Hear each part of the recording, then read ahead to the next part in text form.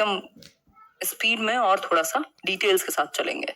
ठीक, like share ना किया हो तो कर दीजिएगा, जब भी देखें तब कर दीजिएगा। अगर मैं बात करूं, ये पीडीएफ आपको मिल जाएगी, जैसे कि सारी पीडीएफ मिलती ही हैं टेलीग्राम चैनल पर। सर्च करेंगे जब आप लेट्स लर्न स्क्वाड, तो लेट्स लर्न के नाम से टेलीग्राम चैनल आएगा। 1,17,000 लोग हम वहां जुड़े हुए हैं। क्वेश्चन देख लीजिए एक बार। क्वेश्चन नंबर 1 है आपके सामने। बहुत बढ़िया जी। क्वेश्चन नंबर 1 है आपके सामने, individual attention is important in the teaching learning process because, मतलब कि शिक्षण अधिगम प्रक्रिया में व्यक्तिगत ध्यान देना क्यों महत्वपूर्ण है। व्यक्तिगत मतलब अब ऐसा नहीं है कि हर बच्चे के लिए आपने कुछ किया हुआ है, लेकिन ऑलमोस्ट अगर 30 बच्चे हैं क्लास में, 35 बच्चे हैं, तो आपको पता है कि कौन कैसे सीखता है, उसके थोड़े बहुत जहां जैसे उसको चीजें समझ में आती हैं, वो आपको बच्चों की क्वेश्चनिंग से, उनकी नोटबुक्स से, उनके पढ़ने के तरीके से, उनकी एक्टिविटीज करते हुए उनको देखने से, मतलब बहुत सारी चीजें आप ऑब्जर्व करके बच्चे की इंडिविजुअल अटेंशन को चेक कर सकते हैं। अटेंशन क्या, इवन इंडिविजुअल डिफरेंसेस को देख सकते हैं कि कौन कैसे सीखता है। अब इस केस में इंडिविजुअल अटेंशन यानी हर बच्चे पर ध्यान दिया जाए, ये क्यों इंपॉर्टेंट है।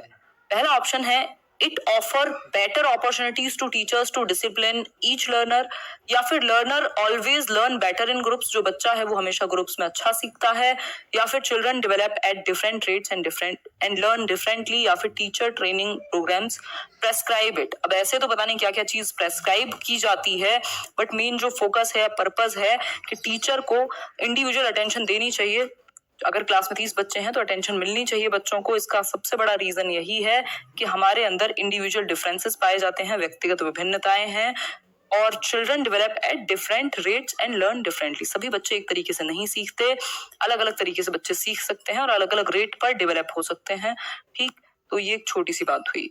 आगे बढ़ेंगे नेक्स्ट क्वेश्चन की तरफ। नेक्स्ट क्वेश्चन क्या कहता है देख लेते हैं थोड़ा सा। क्वेश्चन नंबर 2 है, in the context of education socialisation means, यानी शिक्षा के संदर्भ में सामाजिकरण क्या है। कोई भी एक एक क्वेश्चन का जो टॉपिक है, अगर आप देखेंगे, ऐसा कोई पेपर आपको सीटेट में मिलेगा नहीं जब उस टॉपिक से क्वेश्चन ना आया हो। ठीक, तो इनको ध्यान में रखते जाइएगा। सोशलाइजेशन यानी सामाजिकरण का अर्थ क्या है एजुकेशन के टर्म में। पहला है adapting and adjusting to social environment, यानी कि आप सामाजिक परिवेश को अपना पाएं और उसमें समायोजन कर पाएं, या फिर ऑलवेज फॉलोइंग सोशल नॉर्म्स, हमेशा आप सामाजिक मानदंडों का पालन करते हैं। Creating one's own social norms, यानी अपने आप एक नए सामाजिक नियम बना देंगे, या फिर रिस्पेक्टिंग एल्डर्स इन सोसाइटी, मतलब बड़ों का सम्मान करना सोसाइटी में। मैं अच्छी हूँ शिवांगी, होपफुली आप बेहतर होगे। आंसर कीजिए फटाफट से। बी ऑप्शन मतलब ऑलवेज फॉलोइंग सोशल नॉर्म्स। क्या क्या कर रहे हो यार, ऐसे तो मतलब जो समाज में होगा तो ऐसे तो कोई कभी किसी चीज के खिलाफ आवाज ही नहीं उठाएगा, हमेशा फिर तो वही रूढ़िवादिता ही चलती रहेंगी, या जो चीजें चली आ रही हैं वो तो कभी परिवर्तित ही नहीं होंगी। देखो, सोशलाइजेशन का जो मतलब है वो है कि आप अडेप्ट करते हैं, एडजस्ट करते हैं सोशल एनवायरनमेंट में, और इसी के साथ ही समय के साथ प्रक्रिया जो है वो चेंज भी होती है। तो जस्ट आप हमेशा सोशल नॉर्म्स को फॉलो करें, ये सोशलाइजेशन है, ये कहना गलत होगा। माना हमने कि समाज के कुछ तौर तरीके, नियम, कायदे, कानून हैं, उनको अडेप्ट करना है, उनके साथ एडजस्ट भी करना है सोशल एनवायरनमेंट में, बट हमेशा फॉलो करना। एक तो हमेशा ध्यान में रखिएगा, ये जो ऑलवेज है, नेवर है, जब तक बच्चे के फोकस में या बच्चे के हित में ना हो तब तक आप इसकी तरफ नहीं जाते। ओनली हुआ, नेवर हुआ, है ना, ये एक्सट्रीम हो जाते हैं ये जो वर्ड्स हैं। आगे बढ़ेंगे नेक्स्ट पॉइंट पर। नेक्स्ट पॉइंट क्या है आपका, next question, young learners should be encouraged to interact with peers in the classroom. So जो छोटे बच्चे हैं उनको इंटरेक्शन का मौका मिले। इंटरेक्शन किसके साथ, 15 क्वेश्चन करेंगे आज, 15 नहीं 20 करेंगे। अगर मैं बात करूं तो बच्चों को मौका मिलना चाहिए, छोटे बच्चों को मौका मिलना चाहिए इंटरेक्ट करने का अपने पीयर्स कौन, जो उनके सम आयु यानी लगभग सेम एज के बच्चे हैं उनके साथ। ऐसा क्यों। पहला ऑप्शन है, they learn social skills in the course of the study, मतलब बच्चे सोशल स्किल्स सीखते हैं पढ़ाई के दौरान। या फिर teacher can control the classroom better, जो टीचर है वो बेहतर कंट्रोल कर सकते हैं क्लासरूम को। They can learn answers two questions from each other, एक दूसरे से वो याद कर लेंगे, रट्टा लगा लेंगे आंसर्स का। या फिर the syllabus can be covered quickly, इससे क्या होगा, सिलेबस जल्दी खत्म हो जाएगा यदि बच्चे आपस में बात कर रहे हैं। तो मैं जो एक्सप्लेन करती हूँ उसको आंसर मत माना करो, मैं जस्ट क्वेश्चंस आपके सामने रख रही हूँ कि क्या कहना चाहते हैं, बताइए एक बार। थैंक यू रजनी जी। पुराने वीडियोस बिल्कुल क्वालिटी वीडियोस हैं, कुछ कुछ में जो है प्रॉब्लम है, अदरवाइज तो आप देख सकते हैं बिल्कुल सीटेट का पूरा सिलेबस कंप्लीट है सीडीपी का। आंसर क्या होगा? A option, they learn social skills in the course of the study. ये एक बहुत महत्वपूर्ण बात है जो प्रोग्रेसिव एजुकेशन है जॉन डुई वाली, जो लर्निंग बाय डूइंग को फोकस करके कहते हैं कि आप रियल लाइफ के लिए सीखें, है ना। एजुकेशन फॉर लाइफ मतलब कि जो प्रेजेंट लाइफ है उसके लिए आप सीख रहे हैं, तो सोशल स्किल्स बहुत महत्वपूर्ण है। यानी सामाजिक जो हमारी स्किल्स हैं कौन सी हैं? कोऑपरेट करना, एक दूसरे को सहयोग करना, कुछ जो नॉर्म्स हैं एक एनवायरमेंट में अडेप्ट कर पाना, एडजस्ट कर पाना। जरूरी नहीं है कि हर बार आपको 4 बच्चों के बीच में या एक ग्रुप में अगर काम दिया जाए तो बच्चा झगड़ालू हो जाए या वहां लड़ने झगड़ने लगे। तो ये सब सोशल स्किल्स हैं, एक दूसरे को रिस्पेक्ट करना, कोऑपरेट करना, बहुत सारी चीजें जो रूल्स हैं उनको फॉलो करना, ये सब सोशल स्किल्स हैं जो बच्चे अगर ग्रुप में काम करेंगे तो सीखेंगे। ठीक, अगर उनको कभी पता ही नहीं लगेगा कि 4 लोग मिलकर के भी कुछ कर सकते हैं, टीम वर्क नहीं आएगा फिर कभी। तो सोशल स्किल्स की वजह से हम कहेंगे। और टीचर कंट्रोल कर सकते हैं, सिर्फ क्वेश्चन आंसर याद करना, सिलेबस को कवर करना, ये कभी भी मेन उद्देश्य नहीं होते किसी चीज के। पढ़ाने का मेन उद्देश्य सिलेबस कवर कराना, एक डिग्री दे देना, इन सब से कहीं ऊपर होना चाहिए। ठीक है बात? बहुत बढ़िया जी, सही है। आगे बढ़ते हैं। According to Kohlberg, a teacher can instill moral values in children by। अब कोहलबर्ग का भी एक क्वेश्चन फिक्स है, 1 नंबर अगर आपको सर्टेन लेना है तो कोहलबर्ग पढ़ लीजिए ठीक से। अगर मैं बात करूं तो कोहलबर्ग के अकॉर्डिंग टीचर जो है वो मॉरल वैल्यूज को इंस्टिल कर सकते हैं बच्चों में। कैसे? यानी नैतिक मूल्यों का विकास कर सकते हैं, भर सकते हैं नैतिक मूल्य कैसे बच्चों में? Bye involving them in discussions on moral issues, नैतिक मुद्दों पर चर्चा में उन्हें शामिल करके, या फिर giving strict instructions on how to behave, यानी कैसे व्यवहार करें इस पर आप सख्त निर्देश देंगे, या फिर giving importance to religious techniques, धार्मिक तकनीकों को आप अपनाने के लिए कहेंगे, या फिर laying clear rule of behaviour, मतलब आपने कह दिया ये करना है और ये नहीं करना है। फटाफट से आंसर कर दीजिए, फिर हम लोग बढ़ेंगे आगे और आज की कहानी को आगे बढ़ाएंगे। ठीक है बात? बहुत ही बढ़िया, बहुत ही बढ़िया, सही है जी। ए ऑप्शन है। नहीं, सबके आंसर ए कैसे हो सकते माया? Involving them in discussions on moral issues. Basically Kohlberg ने कहा कि नैतिक जजमेंट यानी नैतिक निर्णय से भी इंपॉर्टेंट, मॉरल डिसीजन लेने से भी इंपॉर्टेंट बच्चों की रीजनिंग है। जो उन्होंने तर्क दिया उन डिस्कशंस में, वो उन तर्क जो सोचते हैं बच्चे उनको बताते थे। यानी कि कोहलबर्ग के लिए डिस्कशन बहुत इंपॉर्टेंट है। यदि आप बच्चों को डिस्कशन में इन्वॉल्व करोगे, जैसे आज पता नहीं कुछ बात हो रही थी, मतलब मेरे चाचा जी पुलिस में हैं, तो उनके साथ कुछ डिस्कशन हो रहा था किसी एक कोई केस वेस को लेके, तो ऐसी कुछ मतलब ऑब्वियसली ऑफरिंग्स होती हैं, तो ऐसे ही डिस्कस किया, तो ऐसे भाई से पूछ लिया फिर कि अच्छा ये ले लेना चाहिए था या नहीं लेना चाहिए था, तो उसने कहा नहीं। तो उस पे जो वो नहीं से भी इंपॉर्टेंट क्या है कि वो जो डिस्कशन है। अब डिस्कशन क्या है कि आप बच्चों को मौका दे रहे हैं ना कि ऐसे होता तो ऐसे करते, ऐसे होता तो ऐसे करते, या करना चाहिए कि नहीं करना चाहिए, ये सही है कि गलत है। तो ये डिस्कशन से मॉरल वैल्यूज डेवलप होती हैं। ठीक, तो इस केस में आंसर क्या है? A option. क्लियर हो गई बात यहां तक की? तो उन्होंने मॉरल रीजनिंग को, नैतिक तर्क को, और नैतिक तर्क कब निकल के आएगा? जब डिस्कशन होगा। तो चर्चा को उन्होंने महत्व दिया। आगे बढ़ेंगे।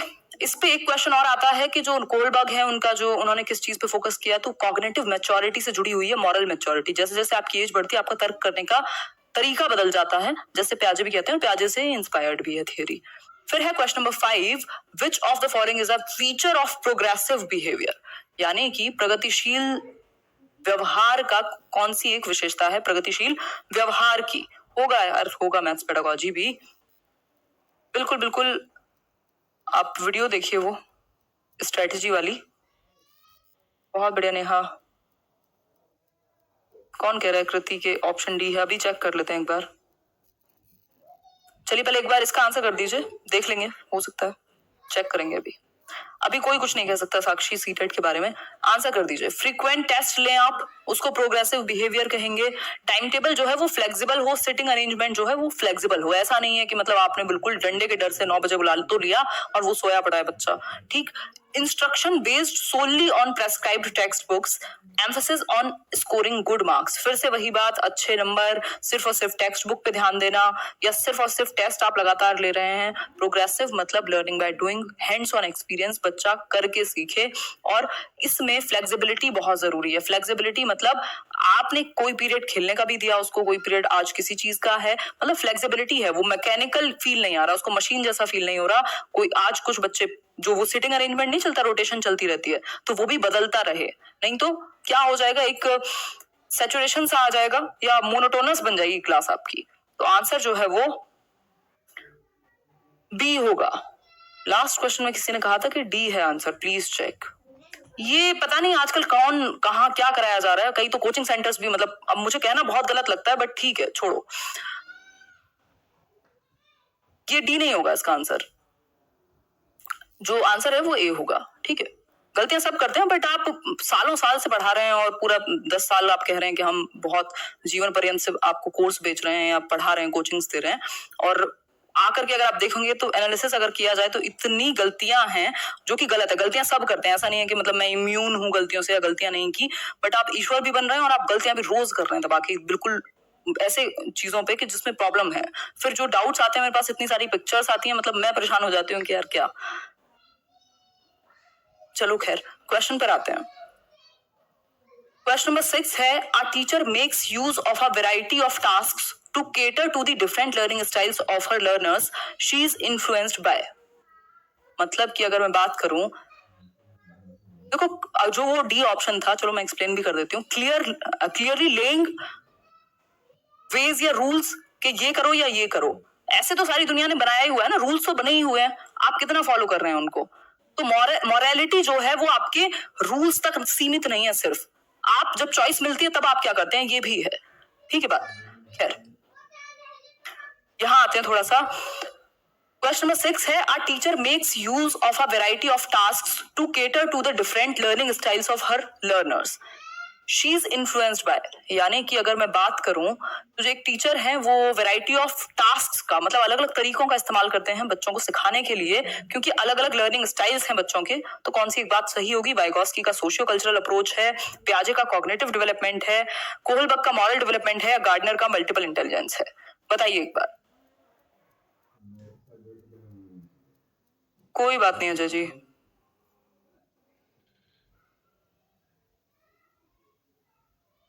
नहीं सिर्फ वही नहीं स्वप्निल, यहाँ यूट्यूब की मैं बात कर रही हूँ, जो लोग कोर्सेज भी प्रमोट कर रहे हैं और कोचिंग्स भी दे रहे हैं, और गलतियां इतनी हैं हद से ज्यादा। स्पेशली मैं सीडीपी की बात तो कर ही सकती हूँ, बाकी मैं बहुत ज्यादा एक्सपर्ट नहीं कहूंगी खुद को। डी लॉक कर दें, गार्डनर्स मल्टीपल इंटेलिजेंस थ्योरी। यानी कि अगर मैं बात करूं गार्डनर का बहुबुद्धि सिद्धांत, गार्डनर का बहुबुद्धि सिद्धांत जो ये कहेगा कि बुद्धि सिर्फ एक नहीं होती, कि आपने अच्छे नंबर ले लिए एग्जाम्स में तो हो सकता है आप लॉजिकल मैथमेटिकल में बहुत अच्छे हो, लिंग्विस्टिक अच्छा हो। उन्होंने कहा 8 प्रकार की बुद्धि है, अलग अलग तरीके से सीखते हैं बच्चे। तो टीचर क्या है, अलग अलग टास्क मतलब डिवाइड कर सकता है बच्चों में, जिससे अलग अलग स्टाइल से सीखने वाले बच्चों को केटर किया जा सके। कोई बच्चा है जिसको म्यूजिक में बहुत इंटरेस्ट है, कोई बच्चा है जो इंट्रापर्सनल इंटेलिजेंस रखता है। तो हार्वर्ड गार्डनर की थियरी है जिसमें मैंने 8 प्रकार की इंटेलिजेंस का जिक्र किया हुआ है। आगे बढ़ते हैं क्वेश्चन नंबर 7 पर। Vygotsky emphasised the significance of the role played by which of the following factors in the learning of children. मतलब कि वाइगोस्की की अगर हम बात करें तो वो किस चीज पर जोर देते हैं। अगर मैं बात करूं कौन सा एक फैक्टर वाइगोस्की के लिए इंपॉर्टेंट होगा बच्चों के सीखने में, पहला जो क्वेश्चन है वो है फिजिकल, पहला ऑप्शन है फिजिकल, फिर है सोशल, फिर है हेरिडिटी, फिर है मॉरल। बताइए एक बार, आंसर कीजिए।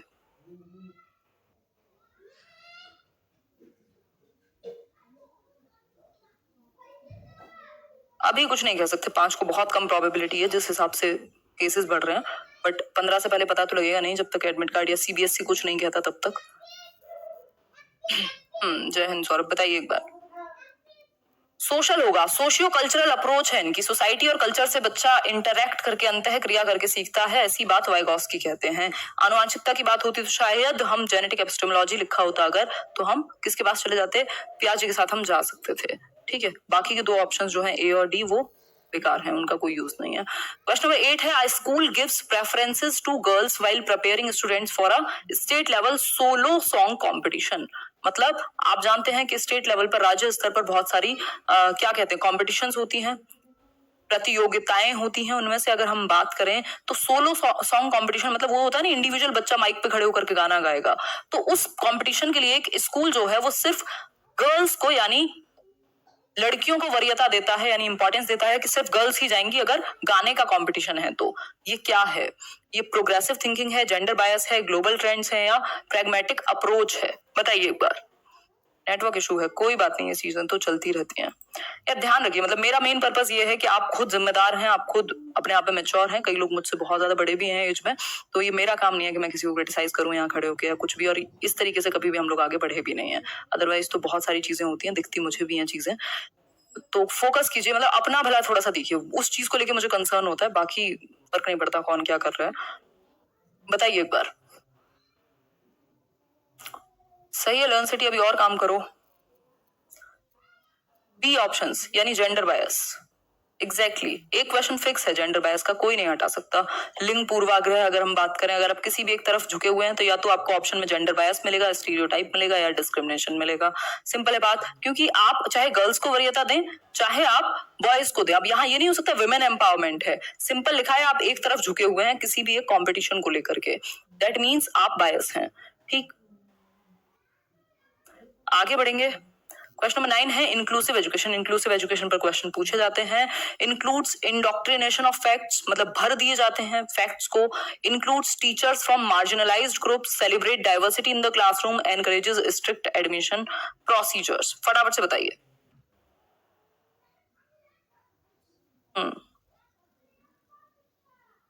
पता नहीं काजू, सबका अपना एक व्यक्तित्व है, सबके अपने ओरिएंटेशन है। अब जो है तो है, क्या कर सकते हैं।